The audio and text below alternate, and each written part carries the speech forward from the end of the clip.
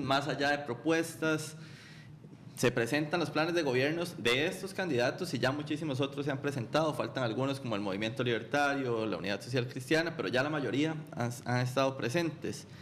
Empecemos tal vez por ver si ustedes ven algún tipo de coincidencias en los pilares que plantean los partidos, si hay que atacar propiamente lo que es el desempleo, si es la seguridad, el tema de la corrupción con todo lo que ha pasado. No sé si encuentran pilares comunes en estos como para después buscar también desarrollar o buscar acuerdos nacionales, porque sabemos que además la Asamblea va a quedar como está ahora o hasta peor. Buenos días, don Pablo, empecemos con usted. Muy buenos días, muchas gracias, un saludo a la audiencia. Yo diría que hay primero que dimensionar y colocar en su lugar estos que son actos de proselitismo, no disminuyendo la importancia de las ideas en la política, pero sí ciertamente ubicándolas como un acto de campaña que en el fondo se representa de manera muy limitada cuando nos damos cuenta que para los últimos gobiernos ha sido bastante poco importante su compromiso de campaña cuando uno ve lo que realmente han hecho en gobierno. Es decir, aquí yo usaría un aforismo popular: el papel aguanta lo que le pongan. Y pongo un ejemplo que creo que quedará inscrito en nuestra historia. Luis Guillermo Solís insistió durante toda la campaña en que no iba a meterse en el tema de impuestos, podría hablar de otros, cito solo ese, para después decir en sus primeros meses de gobierno, bueno, es que es un poco distinto verla venir que bailar con ella, y me noto ahora que el tema de impuestos sí es importante y sí lo debo asumir como presidente. Con lo cual parece que el equipo de programación de gobierno primero tiene que hacer un estudio de lo que es realmente importante y no solo lo que la gente está queriendo escuchar, sino primero hay que hacer un diagnóstico para poder a partir de ahí establecer un análisis y finalmente una proyección de qué es, digamos, cuáles son las prioridades y lo más importante, cómo se puede incidir sobre esos problemas. Porque lo que notamos en términos generales en todos los programas de gobierno, y con esto cierro esta primera participación, es que falta un eje que debería ser transversal, que es cómo lo van a hacer, es decir, cómo lo van a financiar, cuáles son los responsables institucionales de concretar cada una de esas ideas, que pueden ser muy favorables, podemos verlas más adelante en concreto, pero que ciertamente si no nos explican, ciudadanos, cómo lo van a hacer, pues insisto, el papel aguanta lo que le pongan y eso no pasa de ser una carta al niño Dios y de buenas intenciones. Y lo planteo sobre todo porque más allá de las contradicciones y los intentos de diferenciación entre unos y otros, y en esa intención que a mí me parece malsana de convertir el tema del programa de gobierno en un acto proselitista, cuando no puede ciertamente cumplir esa función, porque hay que decirlo, el programa de gobierno es bastante relevante para la mayoría de los votantes, es decir, cuántos terminan leyendo y sobre todo analizando el contenido de los programas de gobierno, son muy pocos.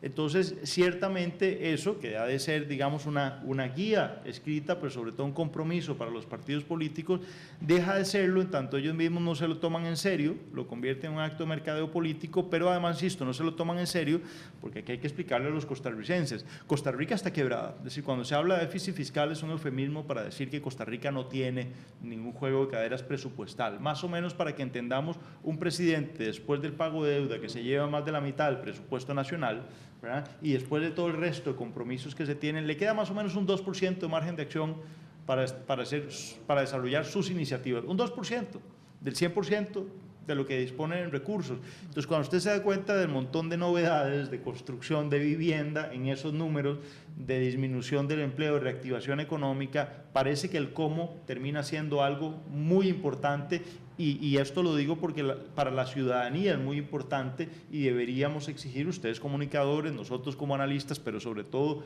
el ciudadano, que es el que decide votar, entre los cuales estamos nosotros, debería finalmente ponerle atención y exigirles el aterrizaje en el cómo para que, insisto, no sean estos solo actos algo huecos o vacíos en tanto proselitismo de campaña puro y duro. Daniel Calvo, bueno, decía Pablo Barahona que son actos muy políticos, que no todo el mundo lee, o la mayoría no lee los planes de gobierno, pero pensaría uno que es importante para saber por lo menos en líneas generales a dónde iría eventualmente un gobierno de cualquiera de estos partidos. En general, si has podido ver los planes de gobierno, ¿en qué se asemejan, qué puntos en común tienen y cómo los abordarían? Buenos días. Buenos días. A lo comentado por Pablo me parece relevante primero dar datos de contexto.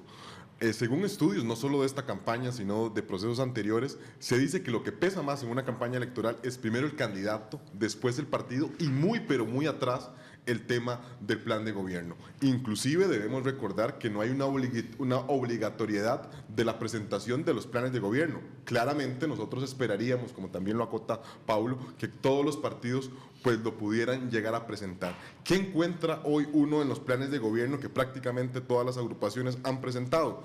Pues un tema aspiracional, que falta efectivamente el cómo, pero también bastante ambiciosos tanto en su viabilidad de temas económicos, entendiendo la situación pues difícil que atraviesa el país, pero también respecto a que muchos de ellos implicarán reformas legales que tardarán, y ustedes entenderán que llegar a la Asamblea Legislativa nos podrían demorar de 2 o más años en poder llegar a culminarse, entendiendo que ojalá, y también uno lo quisiera, que los partidos, independientemente del resultado de estas elecciones, pues pudieran materializar en proyectos de ley o en iniciativas concretas estas iniciativas de las que hablan en los planes de gobierno. Porque, por ejemplo, en esta administración se nos habló, por ejemplo, de la reforma a la DIS, por ejemplo, del cierre del CONAVI, y fueron iniciativas que se presentaron hasta 2 años entrada a la administración. Uno esperaría que ojalá se pudieran presentar mucho antes. Y respecto a la pregunta de César, ¿qué encuentra uno? Propuestas en temas de corrupción y familia, que yo creo que es lo que hemos estado a la orden del día, pero finalmente ya uno quisiera ojalá ver la luz, porque ya se habla un poco de temas como seguridad, temas de infraestructura, temas de empleo, temas de déficit fiscal, que ojalá pudieran encontrar cabida en esta campaña que yo me atrevería a decir ha estado monopolizada justamente en primer término por el tema de la corrupción y en segundo término por el tema de familia, con un tema quizá muy emocional y poco racional en cuanto a propuestas concretas de parte de las agrupaciones políticas. Pablo, Daniel, ¿cómo determinar esa posible viabilidad de cada una de estas propuestas sin tener ese cómo tal vez que decía don Pablo Barahona? ¿Cómo saber? Y podemos empezar a hablar ya con nombres, apellidos, colores de partidos para saber realmente la viabilidad de cada una de estas propuestas para que los costarricenses puedan entender, por lo menos desde acá, donde también se ha dicho, la televisión y espacios como este es donde muchos terminan definiendo su voto. Y bueno, me parece importante que hay que saber realmente si es viable propuestas que hace don Juan Diego, don Antonio, don Rodolfo, como la del metro. O sea, realmente que la gente empiece a decir, bueno, si es viable, eso por ejemplo, no que se le dé $200 a un joven que pasa, a cada joven que pasa de año, si es posible, si es viable unificar todas las fuerzas policiales, porque suena muy bien en el papel, pero ¿es viable realmente? Bueno, eso nos obliga a cribar, de alguna manera, a filtrar las propuestas y toda esta escenografía política que montan las campañas electorales alrededor de los candidatos, que bien decía Daniel, digamos, son determinantes como figura central de las campañas políticas. Es decir, la mayoría de los electores se van por una cara, probablemente después por un jingle, y mucho después vienen las ideas, el debate e incluso algo que yo no quisiera aquí soslayar o ignorar, que es la experiencia. Y si ustedes me preguntan a mí cuáles me parece que deben de ser los 2 elementos que debe identificar todo elector, digo, para que un programa como este pueda servir de guía a aquellos costarricenses que tienen la humildad de servirse de los que algo tenemos que decir sobre política. Yo diría que hay 2 elementos que han estado, digamos, muy ausentes en el debate público costarricense y que son para mí trascendentales y que trato siempre de plasmar cuando se trata de un análisis académico o pseudoacadémico sobre la política. Y es que para gobernar en Costa Rica hace falta 2 cosas. Una ya la dije, que es la plata. Y no la hay, así que no conversemos sobre ella, porque ya sabemos que ahí tenemos una limitación severísima que este gobierno no pudo resolver. Este gobierno se especializó en posponer la resolución de problemas estructurales, porque decía Daniel, por ejemplo, con Avidis, que sí, también son 2 promesas pospuestas, porque uno puede hacer qué hace para no hacer, Para mí la ausencia, por ejemplo, de un ministro de presidencia determinante durante todo el gobierno, no importa cuál de los dos era. Es decir, los legisladores han dicho que Sergio Alfaro no está presente en la Asamblea Legislativa. No lo digo yo, no lo dice Daniel Calvo, no lo dice ningún periódico, lo dicen los propios legisladores, ¿verdad? Y ciertamente antes Melvin Jiménez, ni qué decir. Entonces, este gobierno me parece que ha impulsado a medias algunas cosas, ha presentado algunos proyectos con un cálculo, me parece a mí algo hipócrita de decir, no, miren, sí lo presenté, sí lo incluí, pero bueno, los diputados no quisieron. No, esa es una forma de hacer que hago para no hacer nada. Y yo quiero decir, en Costa Rica, para que las cosas cambien, ya dije, hace falta plata, que no hay, y lo segundo, hace falta coraje.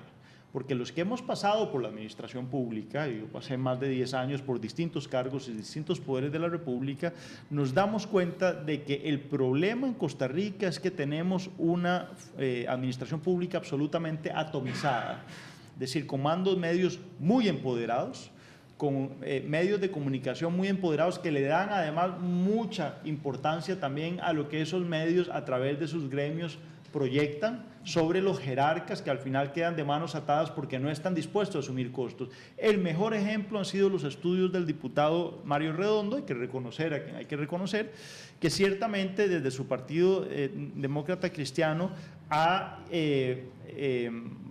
descubierto un tamal que es importante que analicemos. Mire, es menos de un 0,1% de los funcionarios públicos costarricenses son calificados por sus jerarcas, o sea, por sus jefes, como mediocres o malos. Es decir, aquí todos hemos usado los servicios públicos como para saber que hay bastantes más funcionarios públicos mediocres o malos que un 0,1%, y lo digo en reconocimiento de muchos que son muy buenos, ¿verdad? ¿Y esto por qué? Bueno, porque cuando los que hemos sido funcionarios públicos hemos calificado con rigor, ¿verdad?, la ola que se le devuelve a ese jerarca es tremenda, ¿verdad? Y algunos periodistas incluso secundan a esos funcionarios que son calificados como mediocres y malos. Entonces, ¿qué han hecho los jerarcas? Poner excelente corrido a todos los funcionarios. Porque cuando usted pone un mediocre o un malo, lo que usted está diciendo es que al final ese funcionario no va a poder ascender por varios años. Es decir, usted les traba su ascenso. Pero claro que tiene un efecto reproductor, porque todo el resto de la organización dice, bueno, como que ahora sí tengo que ponerme las pilas porque esto sí va en serio.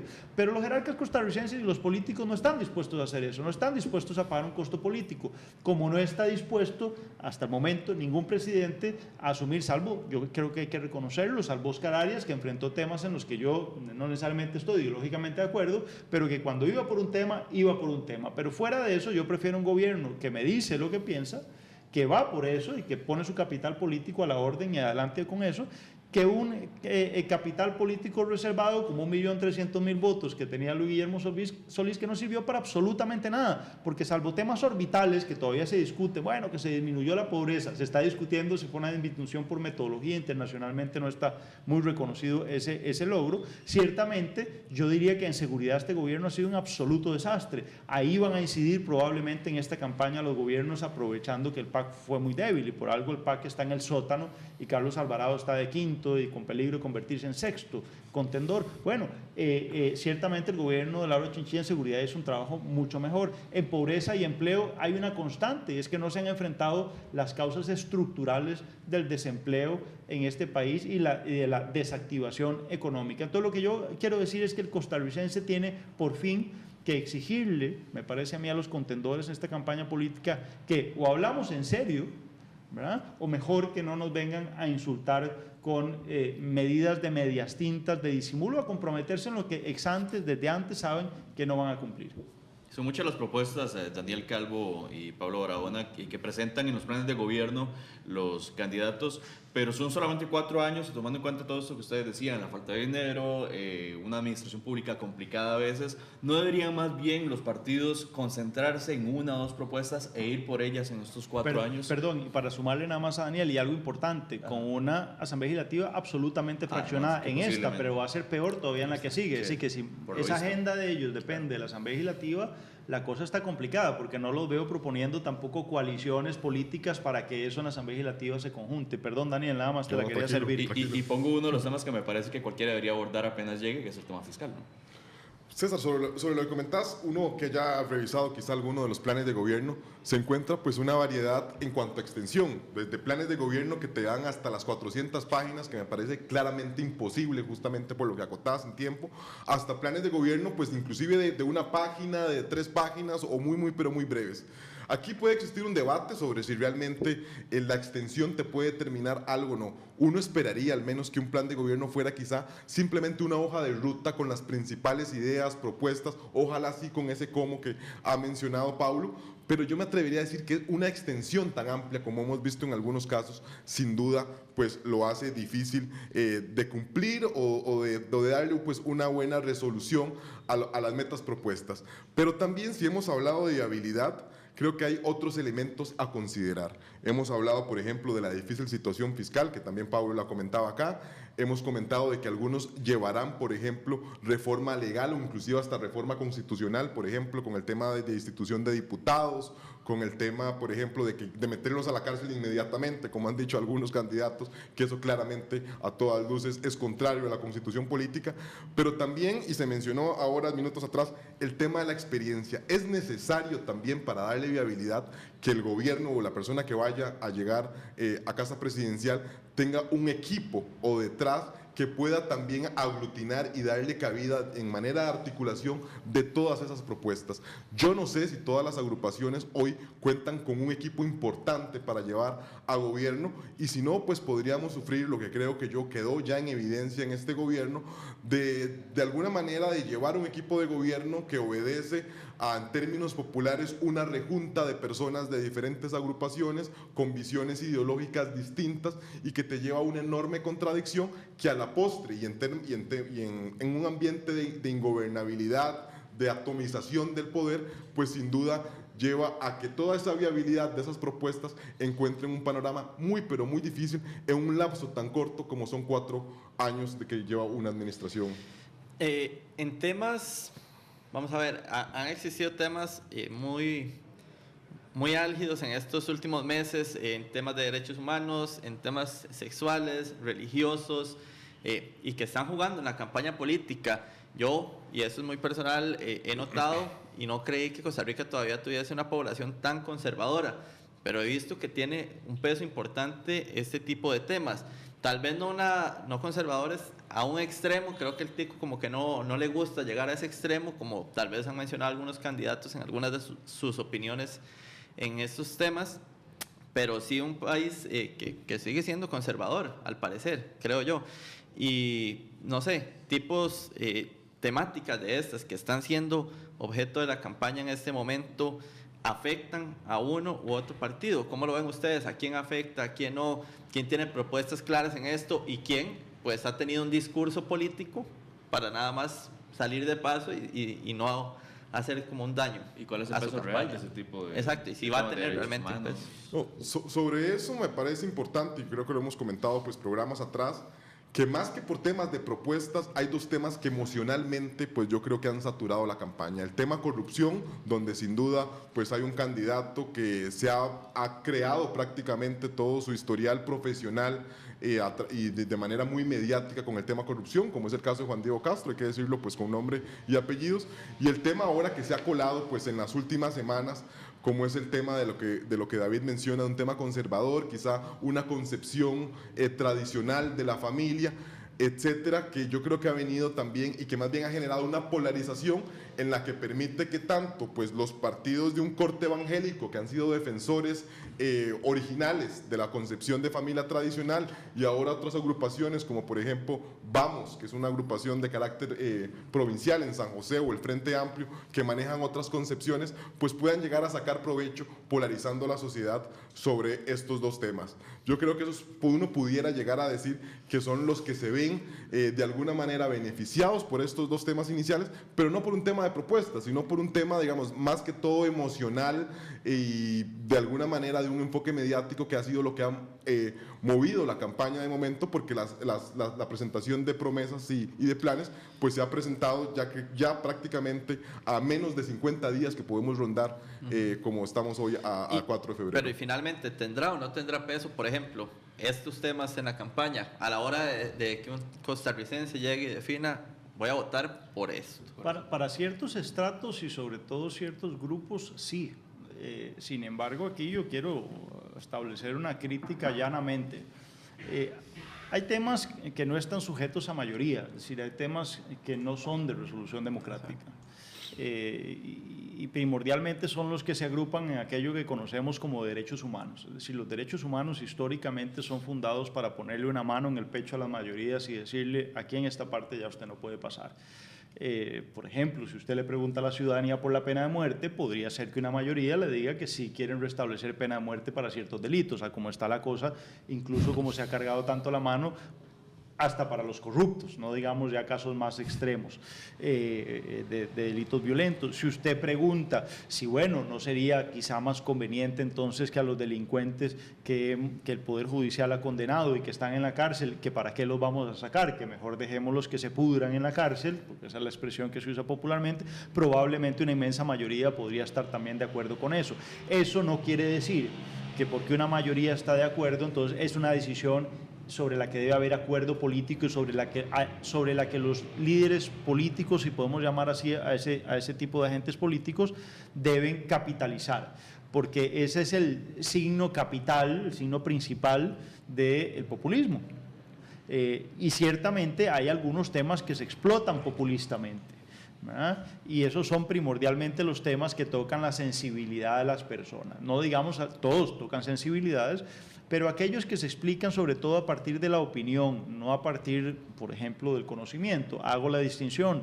El plan fiscal es un tema muy técnico, en el que tendríamos que sentar aquí a economistas, a gente con experiencia sendaria, tributaristas, abogados, para al final entonces más o menos poder potabilizar eso para que la población entienda, porque al final la población en términos generales lo que recibe es, no, yo no quiero pagar más impuestos, me parece que ya Costa Rica es suficientemente cara. A eso se reduce el interés sobre el problema fiscal. No se da cuenta que mucho de la deficiencia de infraestructura en este país viene de ahí, de la deficiencia en servicios públicos tan elementales como educación pública o salud, o incluso un poder judicial que tampoco le está alcanzando para enfrentar una de las principales amenazas a Costa Rica, al Estado de Derecho, es decir, a la sobrevivencia de nosotros como comunidad política, que es el crimen organizado. El Poder Judicial no está, digamos, con las herramientas ni con los recursos para poder enfrentar ese flagelo. Nuevamente lo han pospuesto, no está dentro de la discusión del Poder Judicial, de la reforma al Poder Judicial. ¿Por qué? Bueno, entre otras cosas porque no hay presupuesto. Cito nada más el tema fiscal,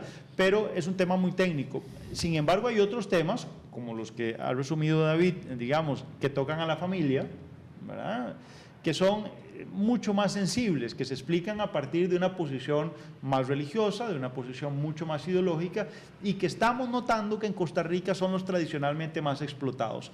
Referentes políticos que han sabido explotar esa sensibilidad la han capitalizado electoralmente. Bueno, Donald Trump, sin duda, ¿verdad?, con una mercadotecnia política muy moderna y muy bien armada alrededor de esos temas, sumando el tema racial, que para Estados Unidos es muy importante. Digamos que en Costa Rica es un tema más marginal por nuestra propia historia reciente, pero por otro lado también Nicolás Maduro en Venezuela. Bueno, en Costa Rica, curiosamente, estamos viendo que los políticos están soslayando los temas de fondo. Por ejemplo, decía bien Daniel, seguridad. A mí me gustaría escuchar a los candidatos más en serio hablando de seguridad. Me gustaría oírlos hablar más en serio, antes de entrar incluso al tema fiscal, de un problema estructural, que es cómo van a hacer para coaligar fuerzas políticas, porque lo más que he escuchado es un acuerdo nacional, un gobierno de unidad o reconstrucción nacional, pero ¿con qué se come eso? ¿Qué diferencia eso al esfuerzo de concertación nacional de Miguel Ángel Rodríguez hace ya prácticamente 20 años? ¿Cómo se articula cuando hay un acuerdo como el que trató de hacer Otón Solís, no con todos los partidos, pero con algunos y a nivel, digamos, muy bajo en la Asamblea Legislativa, no de candidatos? Ciertamente, cómo eso al final se lleva a la práctica si son minorías y, como bien decía Daniel, muy atomizadas. Es decir, nosotros hemos gremializado el poder en Costa Rica. Ahora resulta que en la Asamblea Legislativa van a ir taxistas a representar solo a los taxistas, ya ni siquiera representantes provinciales, por más que la Constitución diga que la representación de carácter nacional. Resulta que vamos a tener representantes para la comunidad LGTBI. Y mi pregunta es, bueno, ¿pero su agenda va a ser esa? o están claros que pueden, claro, reivindicar algunas de sus luchas particulares, pero que la representación de ustedes tiene que ir mucho más allá. Yo no veo a los candidatos discutiendo sobre eso, y yo sí quiero dar la razón a algunos de ellos que se están quejando que más allá de hacer algunas bromas críticas o algunos eslóganes preconstruidos sobre si caben o no las propuestas de uno en Twitter, me gustaría que el contraste ya a partir de ahora, creo que no se va a dar, pero disfrutaríamos mucho más nosotros y tendríamos más que analizar si a partir de ahora empiezan a contrastar las ideas, de dónde va a salir la plata para darle a cada uno de los graduados de colegio o ni qué decir de universidad, de dónde se va a empezar a financiar, insisto, la lucha contra el crimen organizado, empezar a preguntar si, por ejemplo, en el Ministerio de Seguridad van a seguir siendo puros policías, o si le van a dar por fin una cabeza política y vamos a volver a nuestra tradición de que haya un líder político del Ministerio de Seguridad, o vamos a seguir en manos de puros policías que saben de operativos pero que no saben de armar políticas públicas, y seguridad es desde luego política pública en esencia. Lo dejo ahí como ejemplo, pero por supuesto podríamos ir en cada uno de los temas planteando más o menos el mismo parangón interpretativo. Yo voy a hacerles una pregunta y tal vez voy a comprometer, pero me gustaría que me dijeran, en estos planes de gobierno que ustedes han podido ver y leer, ¿qué tantas propuestas pueden considerarse de un carácter muy demagógico, muy populista o muy clientelista? Si pueden y citar puntos en específico. Me parece que esta propuesta es abiertamente populista, no va, bueno, ya hemos analizado algunas de cierta forma, pero me gustaría que me puntualizaran si ustedes ven, y si las ven y si hay muchas de ellas en los planes de gobierno. No sé, Daniel. Mira, haciendo una revisión rápida, porque también los planes han presentado pues en los últimos días, ha llamado la atención, que inclusive creo que es un tema del spot y que me he referido, de meter a las personas o a los políticos, inclusive diputados, inmediatamente a la cárcel. Eso a todas luces es contrario a la constitución política, y yo creo que las personas no deberían ser engañadas con falsa publicidad, porque uno pudiera llegar a decir, bueno, es justamente la persona de mano dura, es lo que debo de utilizar, en el caso específicamente de Juan Diego Castro. Otro dato, por ejemplo, que me parece que es el debate, y que no seas, digamos, habría que ver diferentes elementos de viabilidad, es por ejemplo el tema del metro, que ha sido uno de los temas principales, y que inclusive el vicepresidente del PUSC es una figura reconocida en el tema particular, pero que uno, conociendo el entrabamiento del Estado, cuánto se lleva en términos, por ejemplo, de planes de factibilidad y demás, no sé si será posible al menos en 4 años. Yo creo que es importante también plantear retos y desafíos más allá de los 4 años del gobierno, independientemente de las fuerzas, pero a todas luces creo que no son temas factibles, por ejemplo, en temas, digamos, de poder realizar en la próxima administración. Y otro, por ejemplo, son todas estas propuestas de materia de subsidios, en materia, digamos, de facilidades en cuanto a estipendios económicos para ciertas poblaciones, que si bien pues podrían ser interesantes en solucionar diferentes problemas, creo que deben analizarse en la coyuntura actual de una situación de déficit fiscal, donde muy probablemente esos dineros puedan llegar a estar comprometidos o hacia otro tipo de necesidades, y que inclusive no sé qué margen de maniobra, que Pablo lo acotaba aquí, pueda llegar a tener una administración sobre el manejo de recursos económicos. Pablo Barahona, ya para cerrar. Bueno, yo diría que sin duda el tema del populismo punitivo, como es conocido internacionalmente, de prometerle a la gente mano dura contra la delincuencia sin explicarle que la pena no es una solución, la pena es siempre un agravamiento del problema. Lo explico como abogado penalista. Normalmente cuando entra la judicatura penal, es decir, cuando entra el sistema penal en ejercicio, es porque han fallado todos los controles previos.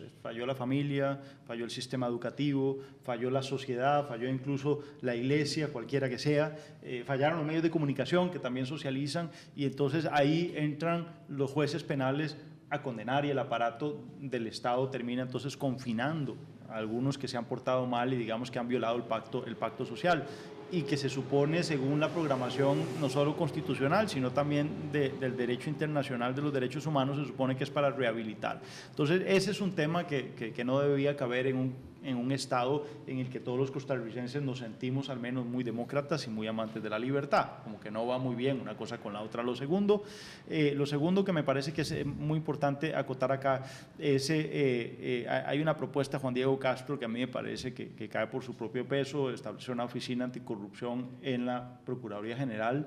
Ya hay una Procuraduría de Ética Pública, no sé si al final lo que quieren es cambiarle el nombre, si lo que quieren es darle más recursos, bueno, pero entonces que se diga así, que me parecería muy bien, pero no podemos entrar tampoco, además de que estamos desfinanciados, en una duplicidad de funciones, y esto sin decir que además por ley orgánica de la Contraloría General de la República, o sea, por una ley de la República, vigente hace muchos años, que ya es parte de la costumbre, digamos, y de la tradición institucional costarricense, existe la Contraloría General de la República, que tiene una oficina de denuncias y que se dedica al control de la cosa pública. ¿Para qué? Bueno, precisamente para prevenir la corrupción, para castigarla administrativamente cuando corresponde y para darle parte al Ministerio Público para que haga lo propio. Ciertamente hay también una Fiscalía Anticorrupción en el Ministerio Público, así que uno tendría que tratar de pedirle a Juan Diego Castro que aterrice, digamos, esa propuesta y que no sea solo, digamos, un jingle de campaña, Oficina Anticorrupción, para que, este sí va en serio. Bueno,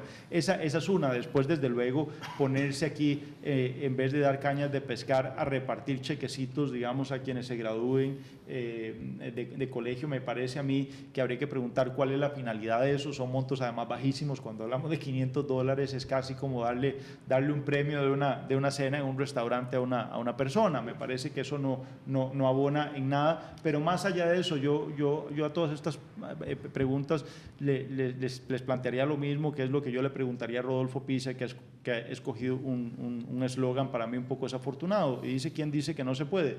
Yo preguntaría, bueno, entonces dígame usted cómo sí se puede. Es decir, el cómo me parece que es trascendental para hacer un metro, como bien anunciaba Daniel, que quizás se puede hacer, pero no se están explicando cómo se puede hacer, de dónde va a salir la plata, cómo van a hacer para el caos vial que eso representa, y si eso al final, que creo que es una pregunta política importante, no implica desviar la atención sobre un problema que es central, y con esto cierro, que es que no han querido entrarle al tema del reordenamiento del transporte público en Costa Rica, porque hay poderes fácticos muy importantes de los transportistas. Esto es otro tema que pospuso Luis Guillermo Solís. Acordémonos que incluso destituyó a un viceministro que le había metido energía al tema, que dijo: esto no va a salir, por eso me sacaron a mí. Y bueno, pareciera que el tiempo le da la razón. Estoy hablando de este muchacho Urbina. Lo que quiero decir, no podemos seguir posponiendo los problemas incómodos, y por fin Costa Rica debe ir a discutir las cosas en serio, aunque nos molesta que nos digan las cosas como son.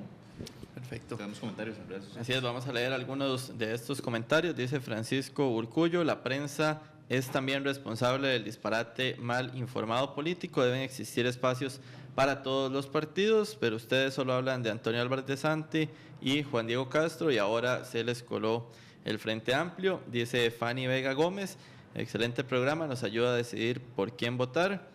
Y dice Daniel Mesén Araya: qué difícil es tomar decisiones en un país que todo es trabado, qué difícil es gobernar cuando nadie se toma en serio su posición de gobernado y gobernador, nadie toma en serio su aporte para la construcción y planteamiento de ideas. Parte de los comentarios. También hay otro de Olman Hernández, David, perdón, que dice: para gobernar en nuestro país es amor al país y menos al partido político que los lleva al gobierno. Carmen Celedón dice: a los presos se les debe dar opción de estudio y trabajo dentro del penal. Daniel Mesén decía, bueno, este comentario ya lo teníamos. Esos son los comentarios en redes sociales. Muchísimas gracias, Daniel Calvo y Pablo Barahona, analistas políticos, por estar acá. Vamos a un corte y ya volvemos.